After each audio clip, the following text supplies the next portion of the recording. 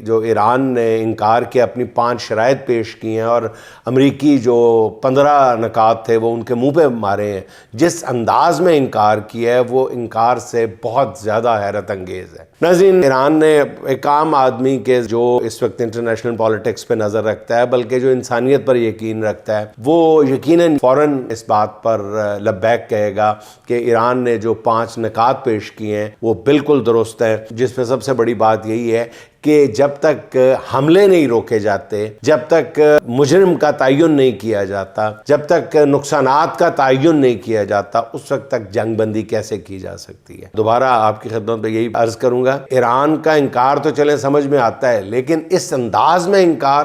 یہ سمجھ میں نہیں آتا، بالکل سمجھ میں نہیں آ رہا۔ بہت سارے لوگوں کو حیران کر کے رکھ دیا ایران نے۔ ناظرین، کچھ لوگ جو ہیں وہ صحیح پہنچے ہیں کہ اس وقت جو ہے یہ معاملہ جو ہے یہ کوئی سہ فریقی نہیں رہا، یہ صرف اسرائیل، امریکہ اور ایران کا نہیں ہے، دیگر ممالک کا جو ناظرین اس وقت اس جنگ میں براہ راست، تقریباً براہ راست چین اور روس بھی کود چکے ہیں۔ اب چین اور روس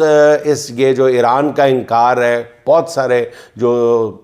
سیاست پر یا سفارتکاری پر گہری نظر رکھتے ہیں، ان لوگوں کا گمان یہ ہے کہ اس کے پیچھے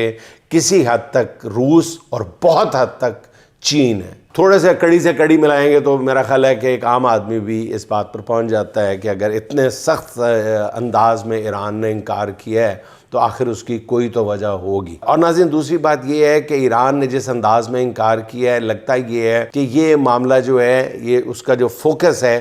وہ اس پورے خطے سے امریکی اثر و رسوخ کو آؤٹ کرنا ہے، یہاں سے دفع کرنا ہے کہ بس آپ یہاں پہ اپنا بوریا بستر آپ کا نظر نہ آئے۔ عرب ممالک میں جو آپ نے اپنی بیسز بنائی ہوئی ہیں وہ بھی، تو سارے واقعے سے جس کے بعد آپ کنکلوڈ کرتے ہیں وہ یہی ہے کہ ایران لمبی کھیل کھیلنے کے موڈ میں ہے، لمبی اننگز کے موڈ میں ہے۔ یہ الٹا معاملہ ہے۔ لگتا یہ تھا کہ ایران دوسرے دن گھبرا کے معافی تلافی کے لیے پہنچ جائے گا، جنگ بندی کے لیے منت ترلے کرنے لگے گا۔ معاملہ بالکل الٹ ہو گیا، اور بالکل الٹ کیسے ہو گیا ناظرین، وہ میں نے عرض کر دیا ہے کہ اس کے پیچھے ایران کی بہرحال جو ایک استقامت ہے، جرأت ہے، دلیری ہے، ایرانی عوام، ایرانی حکومت کی ہے وہ ہے۔ دوسری طرف انٹرنیشنل جو حالات نے کروٹ لی ہے، جس طرح امت مسلمہ میں عوام کے جذبات جو ہیں وہ ایران کے حق میں نظر آئے، تو ان سارے معاملات نے اکٹھے ہو کے ایران کو ایک